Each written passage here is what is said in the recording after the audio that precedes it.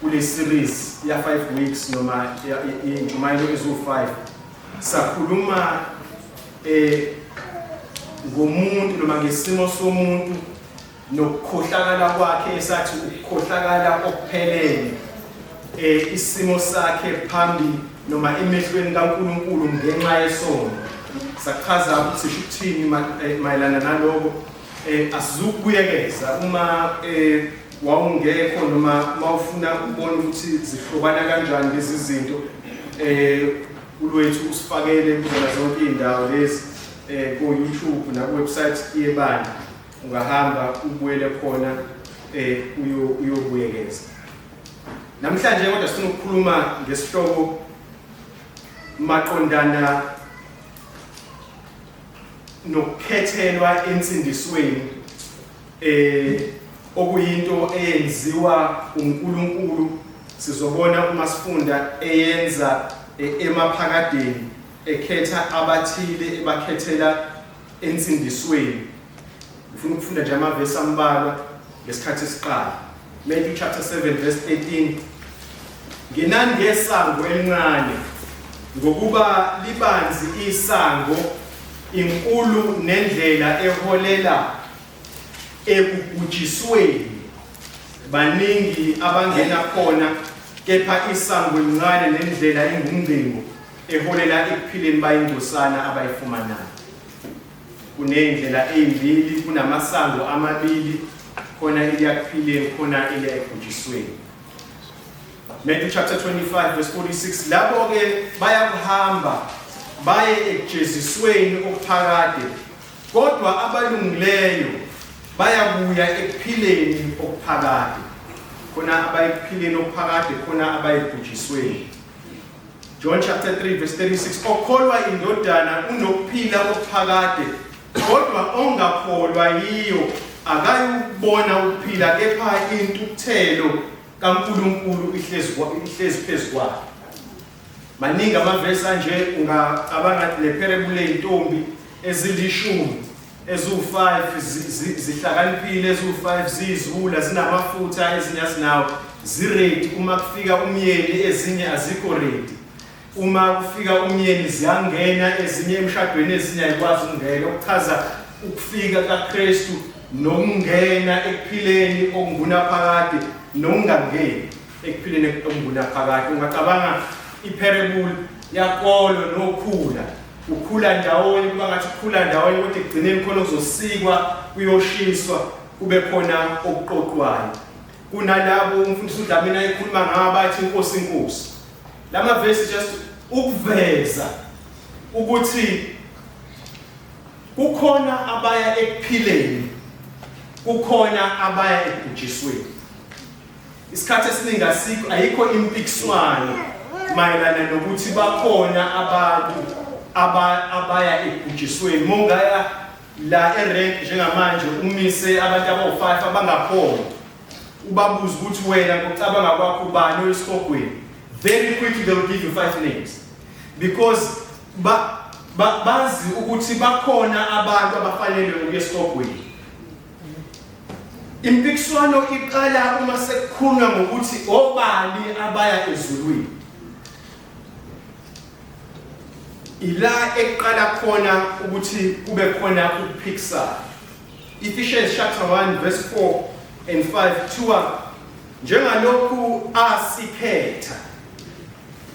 Amavesi ambalwa engiwafunda la, amavesi akhombisa noma aphendula leya ndawana le engithi khona ilaqala khona impikiswano. Njengalokhu asikhetha kuye ngothando, ungakasekelwa umhlaba ukuba sibe ngcwele, singabi nasici phambi kwakhe. Wakumisa phambilini ukuba sibe ngabantwana kuye ngoJesu Kristu. John chapter 17 verse 9. Ngiyabakhulekela angikhulekeli umhlaba wonke, kodwa kuphela labo ongiphe bona ngokuba bangabazi. Kunalabo inkosi uJesu ebakhulekelayo ngoba bangabakayise noma ngoba yona inikezwe bona uyise. Kunalabo athi uPawuli noma naye ezibala kona ukuthi bakhethwe ngothando umhlaba ungakasekelwa. Deuteronomy chapter 7 verse 6 and 7. Ngokuba uyisizwe esingcwele kuSimakade uNkulunkulu wakho, uSimakade uNkulunkulu wakho ukukhethile ukuba ube yisizwe esiyifa lakhe. Maningi amanye engingawafunda akhomba lento ukuthi kunalaba abaya ekubhujisweni, kube nalaba abaya ekuphileni okungunaphakade. Laba abaya ekuphileni okungunaphakade ingoba uNkulunkulu obakhethele ukuphila okungunaphakade. Lama verse njengoba ngisho namanye inqwaba yawo asifundisa ukuthi uNkulunkulu uyena usikhethele ebungcweleni umhlaba ongakasekelwa, wakumisa ngaphambili. Leli gama elithi predestination ngesingisi or predestined, ngiyathanda ukuma kancane la sikhulume kancane ngaleli gama ngoba liyangisiza uma siqhubeka. Ileli gama kwawezulu elithi ukumisa ngaphambili. Leli gama la predestined uyalibona namagama amabili no pre libe no destination. Upre igama esilazi nesijwayele siyalibona endaweni eziningi, kunamagama afana no prepaid. Prepaid okusho ukuthi i-airtime noma ugesi noma yini oqale ukhokhele, you prepay, usho before uqale ukhokhele ungakawusebenzisi. Awufani naloko amasipala oqale usebenzise buse utholana nebhikamu. Preheat bayaza ababhakayo u-oven kuthiwa uqale ufudumeze before ubhaka, noma premix ukhonkolo owuthenga usuhlanganisiwe wena ufike ekhaya usufaka amanzi nosimende, it's pre-mixed for you. Noma imix yama-muffin usho before. Bese kuba no destination. Destination uchaza isiphetho sohambo, la kugcina khona indlela, la kuyiwa khona i-destination. So uma sila emhlabeni sisohambeni, zimbili indlela la uhambo oliyophelela khona. It's either uhambo liyophelela ekubhujisweni noma uhambo liyophelela ekuphileni okungunaphakade. So uma kuthiwa kunalabo uNkulunkulu abamisele ngaphambili, kusho ukuthi kunalabo uNkulunkulu asebaqokele ukuthi uhambo labo liyophelela ekuphileni okungunaphakade. Isona lesi isihloko engifuna sikhulume ngaso namhlanje. Uma sokhuluma ngalesi sihloko siqhayi sinje kunezinto already esizivusayo kunina njengoba nihleli lana nje namhlanje kuseni. Ngifuna ke ukuthi sisibheke ngokuphendula eminye yalembuzo equbukayo kuwena njengamanje, noma equbukayo noma evuswayo ilabo abavamise ukugxeka noma ukumelana nalemfundiso maqondana nokukhethelwa ensindisweni. Kodwa njengoba ngishilo kade ngithandaza, ikakhulukazi ngifisa nokuthi ngaphandle kokuveza mhlambe imbobo ezikhona kulezi ezinye izinto ezishiwoyo against lemfundiso, ikakhulukazi esami isifiso ukuthi sibone ubuhle, sibone uthando kaNkulunkulu kule mfundiso maqondana nokukhethelwa ensindisweni noma ukukhethelwa empileni engunaphakade ukaNkulunkulu ekhetha labo abakhethayo. Into yokuqala engifuna siyibuke, itshe lokuqala engifuna sibheke eliyeliphoswe kule mfundiso maqondana nokukhethelwa ensindisweni, ilokuthi kuke kuthiwe sometimes ubani yena noNkulunkulu? Uyithatha yena lemvume yokukhetha abanye ashiye abanye? Uma ufunda itheology, uyifunda ezincwadini ezahlukahlukene, uyuthola ukuthi lesi sihloko maqondana nokukhethelwa ensindisweni uyisithole ngaphansi kweyindawo, mhlawumbe kuma-chapter noma kuma-section ezincwadini, kuma-systematics and so on, lapho khona kukhulunywa ngemisebenzi yonke kaNkulunkulu. Uyakhumbula ukuthi kade siqala sikhuluma siqala si-introduce le series sithe sifuna ukubuka kulama message awu-5 imisebenzi kaNkulunkulu ebusisindiseni. And so uyifice kulama section akhuluma ngemisebenzi kaNkulunkulu, ekhuluma ngama-decrees kaNkulunkulu. Ama-decrees kaNkulunkulu izimemezelo zikaNkulunkulu lapho ememezela khona emaphakadeni konke okuyokwenzeka emlandweni wabo konke ayesazodala. Uyithola kulawo ma-section akhuluma ngalezo zinto. Uyithole kuma-section la akhuluma khona ngokuzimela kokukhosi kaNkulunkulu. Ukuzimela kokukhosi kaNkulunkulu ileya into ebizwa nge-sovereignty kaNkulunkulu. Ukuthi uNkulunkulu uzimele kuyelekeqe. uNkulunkulu hayi ngoba kunesivumelwano esithile esupporta uNkulunkulu bakhe esenziwe nomunye somewhere else. Akasiyena uNkulunkulu ngoba nakho ezalelwe emndenini othile ubukhosi behlela kuyena ngenxa yesibongo azelelwe kusona.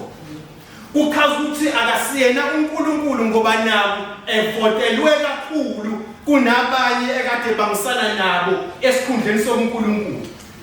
Akasiyena uNkulunkulu ngoba nakho ethandwa kakhulu ilabo abusa phezu kwabo. Kodwa uNkulunkulu ngoba uNkulunkulu. uNkulunkulu bakhe abunike ndawo. And so uma uNkulunkulu eyilolo hlobo laNkulunkulu, uNkulunkulu kusho ukuthi okwazi ukudecide singakakhona thina sonke ukuthi mangidala inkomo ngizoyenza ibe nenyawo ezu4 nezimpondo ezimbili, ngizodala inyoni ibe nenyawo ezimbili yona, nginikeze amaphiko ikwazi ukundiza, iginikeze namaphaphu. Ngizothi uma ngidala lento ekuzothiwa utshani ngiyenze ibe hlaza, angibuzi ndawo, angidiscuss namuntu ngoba nguNkulunkulu. Uma kuba nokhetho eAmerica ngoJanuary 2025 ngiyokwenza ukuthi kuwine uDonald Trump, nguNkulunkulu. Uma nguNkulunkulu onjalo, nguNkulunkulu futhi okwaziyo ukudecide ukungena inyilanga ngokufa kwendodana yami esiphambanweni, ngiyosindisa izulu.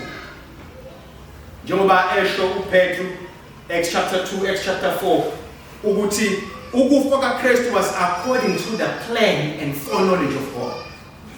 Wangalona isu kaMlomuntu lelo, akulona isu kaPilatu, akulona isu lamaJuda, akulona isu lamaRoma, isu kaNkulunkulu.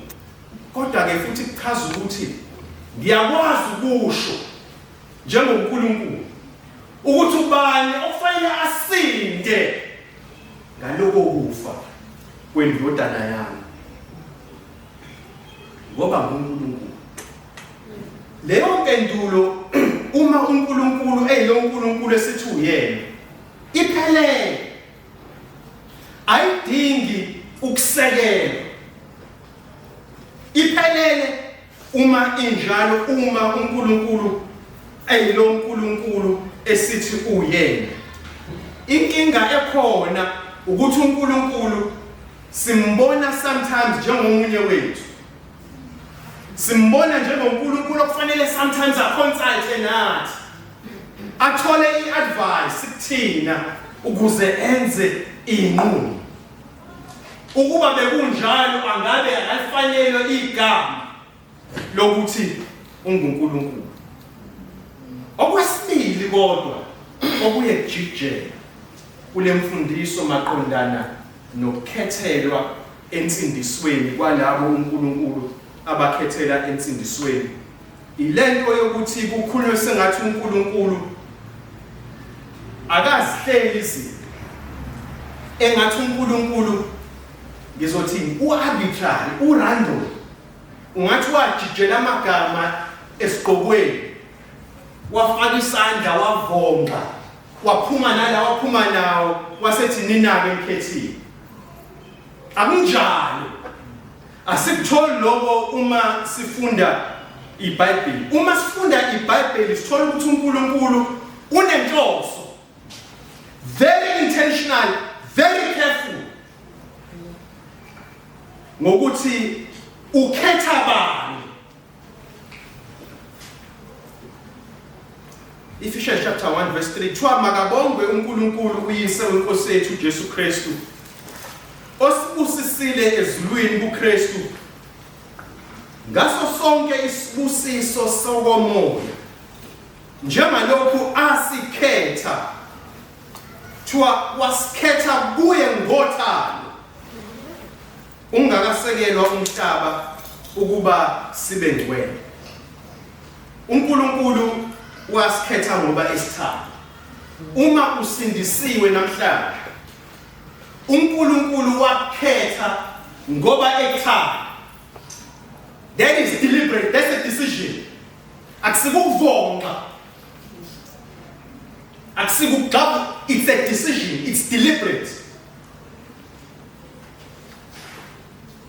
Akusikona ukuthi you were at the right place at the right time. Akusikona ukuthi waba nenhlanhla. Uma kuthiwa uNkulunkulu wasikhetha ngoba esithanda, njengoba esho ku-chapter elandela la kuRomans chapter 9, uJakobe ngamthanda. Kuchaza ukuthi wayimazi uJakobe. Wamkhetha ngoba emazi, wamthanda, wamkhetha. Nawe uma usindisiwe namhlanje, uNkulunkulu wakhetha ngoba ekuthanda. You cannot speak of ukuthanda entweni ekuthiwe ngizojikjela into ethile uma inamathelile kuwena woza. Akusikuthanda lo. Ukuthanda is deliberate, ukhuluma ngokukhetha, ngokutomuka ngoba esithanda. Verse number 5 mayiqhubeka uthi wakumisa ngaphambili lagama lika predestined. Wakumisa ngaphambili ukuba sibe ngabantu bakhe kuye ngoJesu Kristu, njengalokhu kwaba kuhle kuye ngentando yakhe. Kunento enhle kuNkulunkulu, kunento emjabulisayo uNkulunkulu, kunento enhle kuyena uma ekhetha nabo abakhetha. We are not trying to explain lana ukuthi uNkulunkulu, we're not saying that we understand izathu zakhe, asizazi. Esikwaziyo okubhalwe eBhayibhelini ukuthi kwamlethela intokozo uNkulunkulu ukukhetha labo abakhetha. Again, ukukhombisa ukuthi this is not random, it's not arbitrary. uNkulunkulu wakhetha ngenhloso labo abakhetha ngoba kuyintokozo kuyena. Verse number 6, ukuze kudunyiswe inkazimulo yomusa wakhe, asinike wona ngesihle ngothandiweyo. Ngidume ngeverse number 12 osho into efanayo ukuthi ukuze thina esithembele kuKristu ngaphambili sibe ludumo lwenkazimulo yakhe. So akusikona kuphela ukuthi kunento enhle, kunento emthokozisayo uNkulunkulu ngokukhetha labo abakhetha, kodwa futhi kuwudumo kuyena ukukhethelwa ensindisweni kwalabo uNkulunkulu abakhetha. Kumenza muhle yena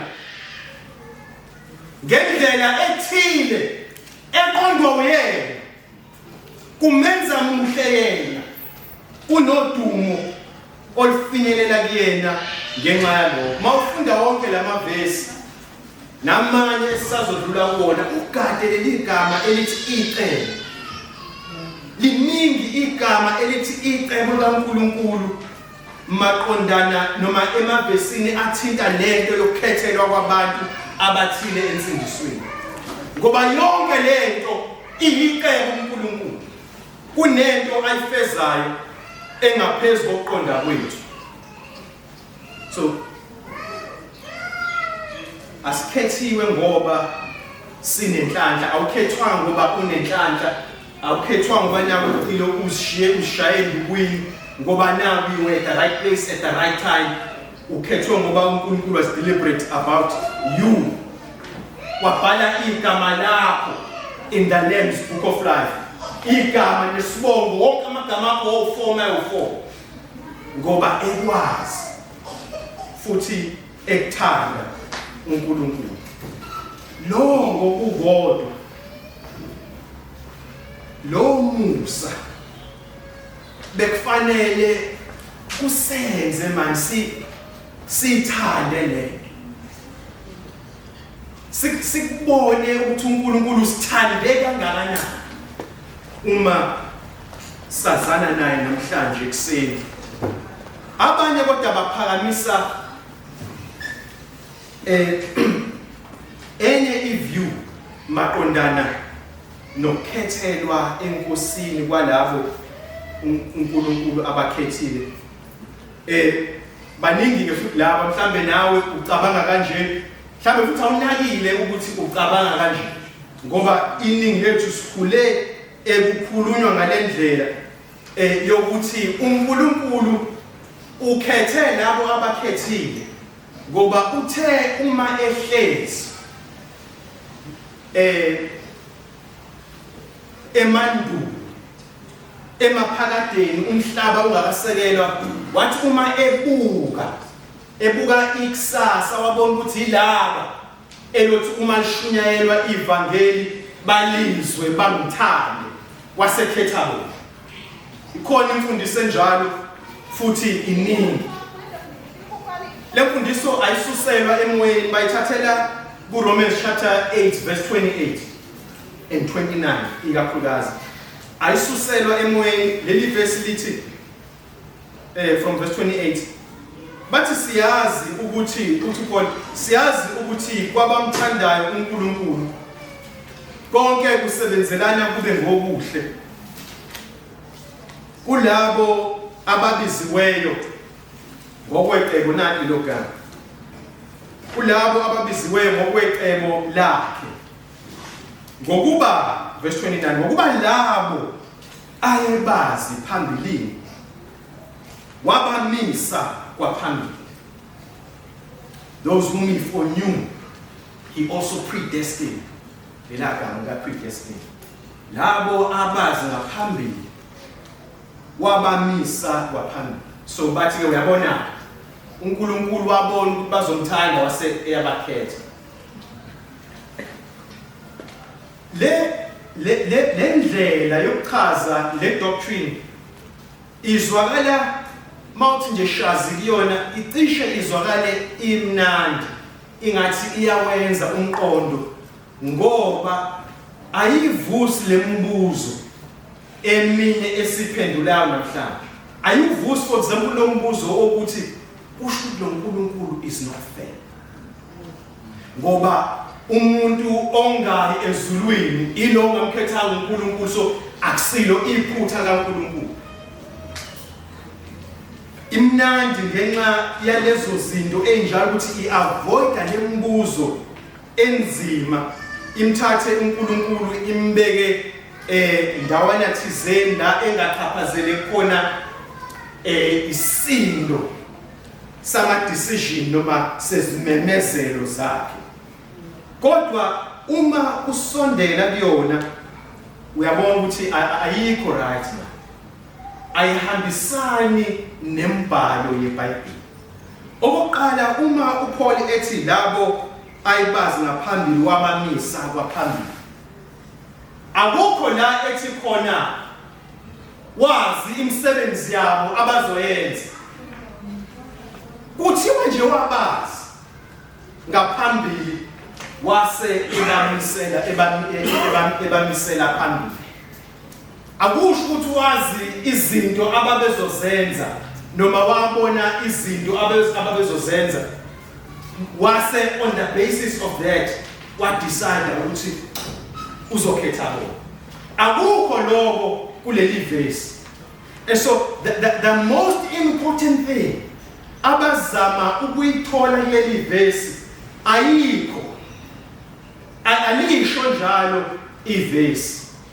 Likhuluma ngokwazi nathi siyazi ukuthi uNkulunkulu ukuze athi uJakobe ngiyamthanda noma ngamthanda kwakumele amazi ngaphambili amthande bese eyamkhetha. So lento yokuthi wabazi ayisho lutho ngokuthi wazi imisebenzi yakhe. Kunaloko uJakobe wazi imisebenzi yakhe eminingi uNkulunkulu.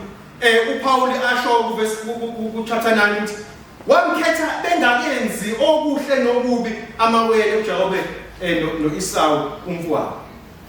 Kodwa nakho okunye ake sithi ke siyavuma ukuthi mhlambe leli verse lisho njalo lithi uNkulunkulu wabona okuhle ababezokwenza wase eyabakhetha. Nalapho iningi inkinga ababhekana nayo. Okokuqala iloko esingikushilo ukuthi kusho ukuthi uma ukhethiwe ukhethwe ngoba uNkulunkulu wabona ukuthi nawe uzomthanda. Kusho ukuthi ukhethwe ngenxa yemisebenzi yakho. Lokho okuphikiswa same author uPaul in the very next chapter and everywhere else la khona uPaul ekhuluma ngemsebenzi lapho kuma khona ngensindiso ukuthi akukho la khona esindiswa khona ngenxa yemisebenzi yethu. Jakube wakhethwa engakazalwa bengakenzi lutho okuhle noma okubi ukuze kufezeke icebo kaNkulunkulu.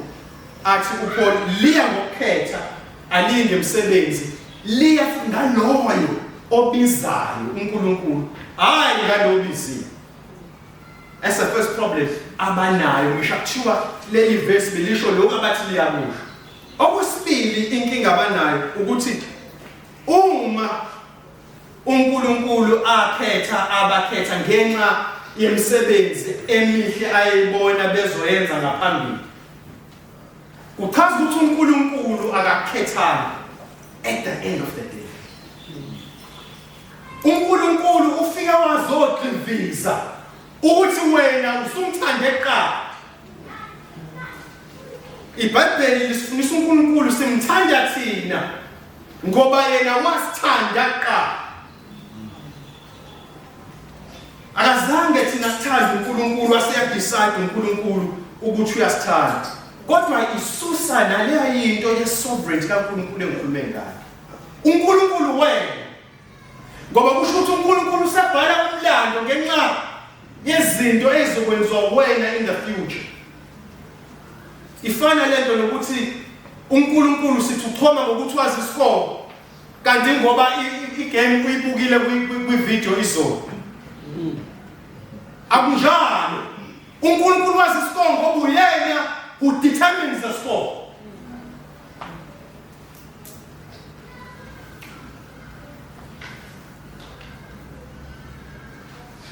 Kodwa naliyayini yanto emnandi yokwazi ukuthi uNkulunkulu usikhethile ngoba isithanda. Ave imnandi ngoba leyo into iba isekelo sensindiso yakho. Uma isekelo sensindiso yakho ukuthi wena wathanda uNkulunkulu kuqala, leyo nsindiso ave inteke ngoba umuntu ngeke umthembe ngalutho. Umuntu ngeke umthembe ngezinto zala emhlabeni kangakanani ngezinto zasemaphakadeni. Ngisho kuthiwa lo muntu wena uqobo lwakho awuthembekile ukuthi into ebaluleke njengephakade lapho ingasekelwa ekuthandeni uNkulunkulu wena. Uhlulwa ukuthanda izingane zakho, uhlulwa ukuthanda abazali bakho, uhlulwa ukuthanda abazalwane, ungathanda uNkulunkulu kuze kuyobeka emaphakadeni ngoba lento futhi violator yonke lento esikhulume ngayo.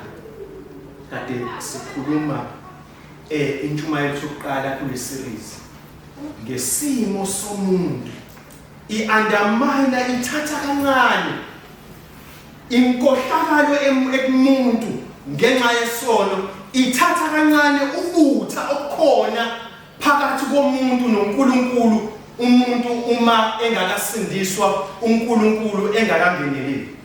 Akekho umuntu owayeyobonakala ethanda uNkulunkulu emaphakadeni ngaphandle kokungenelela kukaNkulunkulu.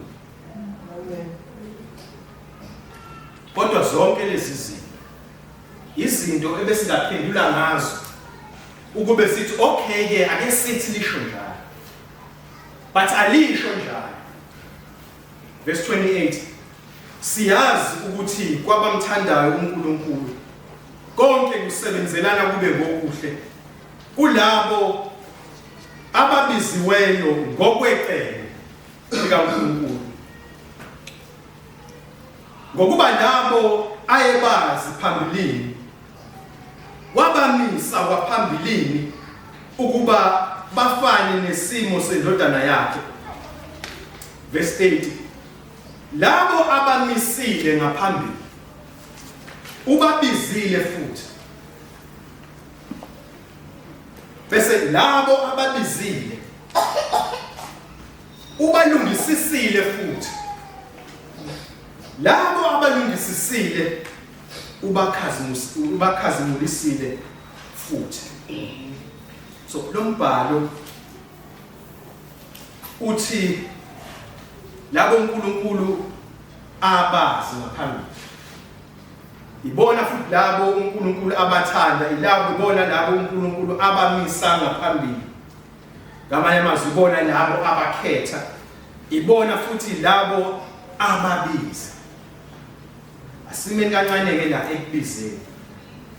Uma kukhulunywa ukuthi wababiza eBhayibhelini, ikakhulukazi uma kukhulunywa ngensindiso yabantu, uma kukhulunywa ngokubizwa, ukhulunywa ngezinto ezimbili. Okokuqala kukhulunywa ngokushunyayelwa noma ngokubizwa uma kushunyayelwa izwi laNkulunkulu. Uma uzwa izwi laNkulunkulu lishunyayelwa noma uma ufunda iBhayibheli, kunobizo lapho olenzakalayo ubizelwa kuKristu ekushunyayelweni kwezwi likaNkulunkulu.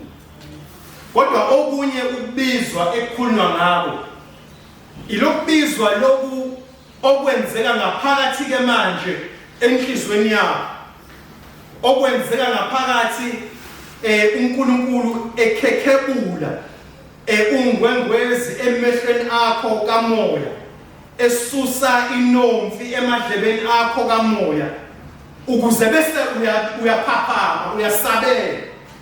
Ukubizwa kusho njalo. So kuthiwa labo uNkulunkulu abazi waphinde wabamisa, wase eyababiza, wase eyabalungisisa, uyophinde futhi uNkulunkulu emaphakadeni abakhazimulisi. Same.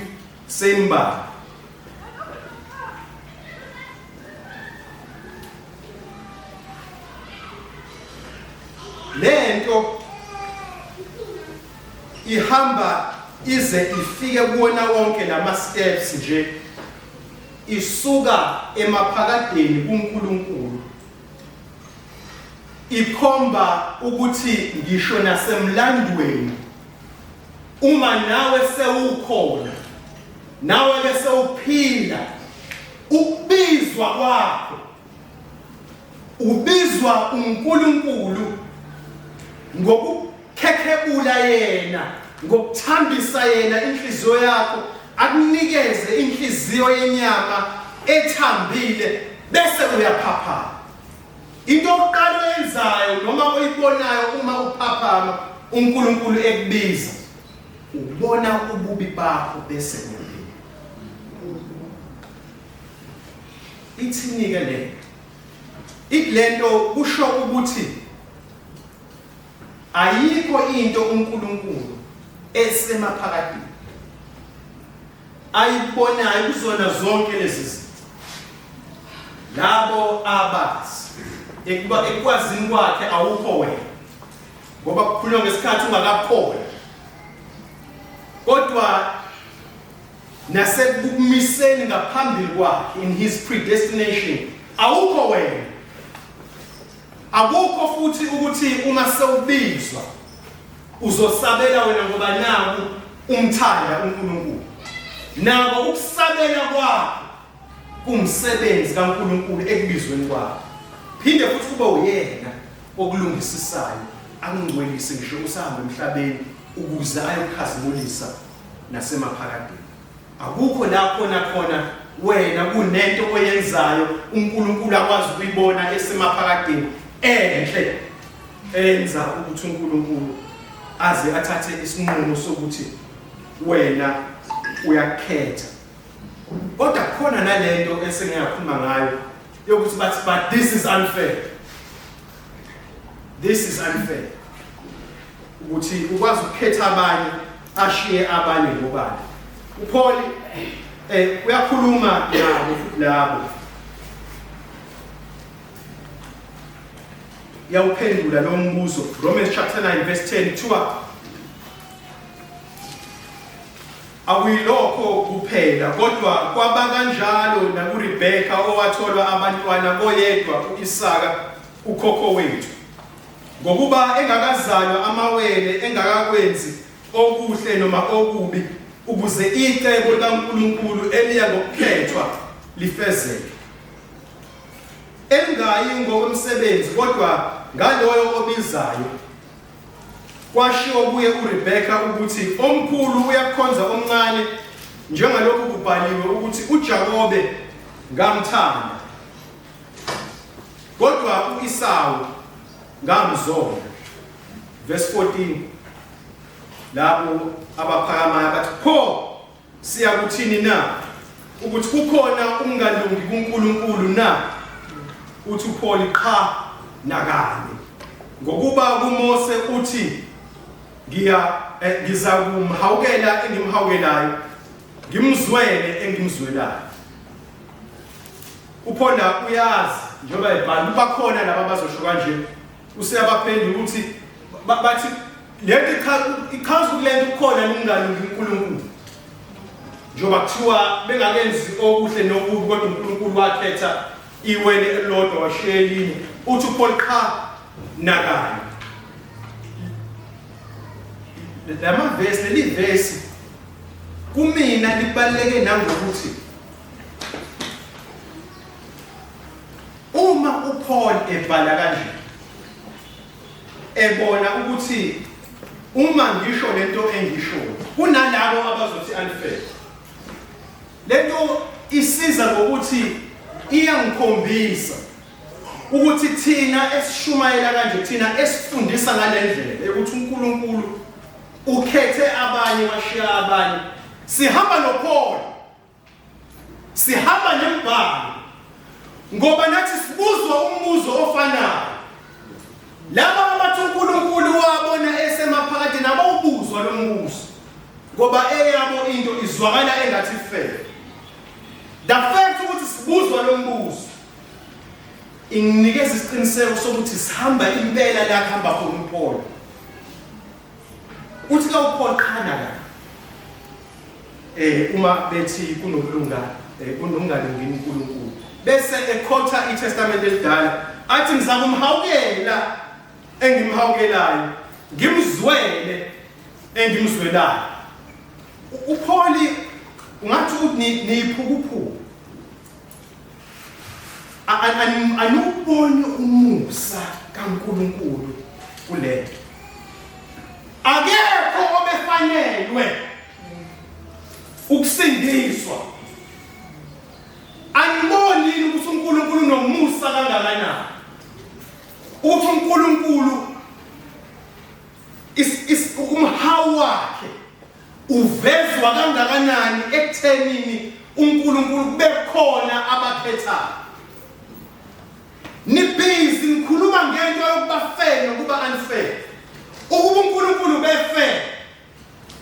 Nonke benesihogweni. Akekho obezothola lo mhawu uNkulunkulu anawo. Khanya kanye. Abukho ungalungi kuNkulunkulu. Kunaloko uNkulunkulu sinikeza ungaphezulu kokuba fair. Wasinika lokho bekungafanele wasikhetha kade siba wasikhethela ensindisweni.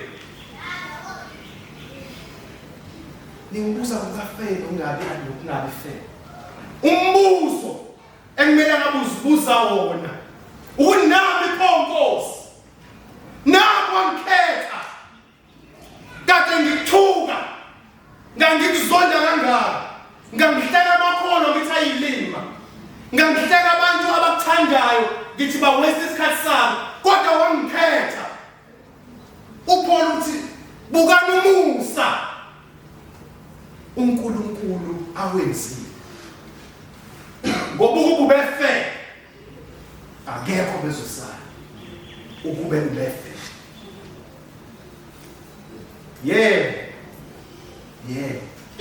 Bakhona angabakhethanga. Uma sifunda iBhayibheli that's what we see. Kodwa akukho ungalungi nakubona. Abatholanga okwes nokubafanele. Uma bengaphenduki yebo baya ekujisweni. Kodwa hayi ngoba kukhona ungalungi kuNkulunkulu. Ingoba thina sithola umusa. Bona bathola okubafanele. Uma bengaphenduki. Ngifuna ke before ngivale ngidlule nasesixwayisweni esonke esibheke ikakhulukazi labo abangakholwa ngoba ikhona i-temptation kubantu abangakholwa ikakhulukazi uma ningizwa ukukhuluma kanje yokuthi hayi futhi ke futhi vela ngiphethiwe ukuthi ke aningiyeke ngibeke nempilo yami ngenze ngikuthandayo ngenze ngikufunayo ngoba ukuthi vela ngiphethiwe uPaul uyaba-addressa nabo la uyaba-addressa directly ku-verse number 19 bathi kuPaul uya-anticipate ukuthi bazothi ngokuba ngubani ongamelana naye na ngamanye amazwi Paul wayenothela inhlebo lakhe somelana kanjani thina naloku awusiyeke siqhubeke nempilo yethu uyosibona yena mayesibona besikhethile sobona ngayo ikhona leyo temptation yalowo Paul uyaba-addressa uyabaphendula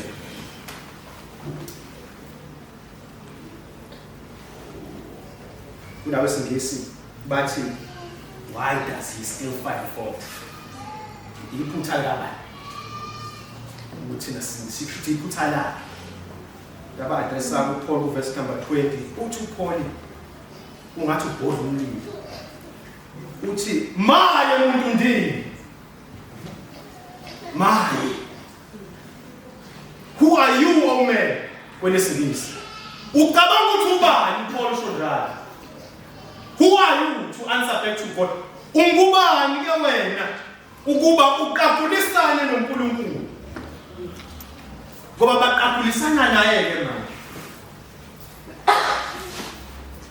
uPaul manje baphendula kahle ukuthi oh yes wena siyayizwa into yakho wena impilo yakho ikhomba ukuthi truth awukhethiwe ngempela qhubeka usafe no awukwazi ukukhomba umuntu uNkulunkulu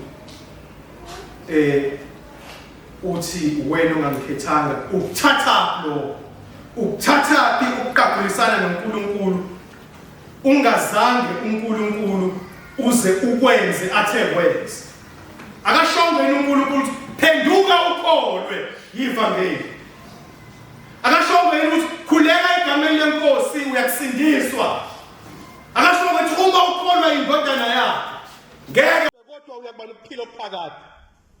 Ngokuba uma uvuma ngomlomo wakho ukuthi uJesu uyinkosi, ukholwa enhlizweni yakho ukuthi uNkulunkulu wamvusa kwabafileyo, uyakusindiswa, usukwenzile iloko. Njengoba uhleli uthi ulinde yena. No, awulindile yena, uyena olinde wena. Uyena uNkulunkulu, wena uyisalo. Uthi phenduka ezonweni zakho. Phenduka ezonweni zakho. Abakhethiwe asibazi ngokugoloza bakhombe uNkulunkulu ngemini o4. Sibabona ngokuphenduka uma lishunyayelwa ivangeli. Uma ethi phendukani bayaphenduka. Awukwazi ukuhlala umuntu ongamazi uNkulunkulu, umuntu ongasindisiwe manje. Uthi ngihleli ngoba ubaba uDlamini wathi uNkulunkulu uyabakhetha. Yebo, lisho njalo izwi. Izwi kodwa futhi lithi phenduka ezonweni zakho. Ukholwe iloyo amlethile oyindodana yakhe. Nasi sexwayiso sami namhlanje. Amen.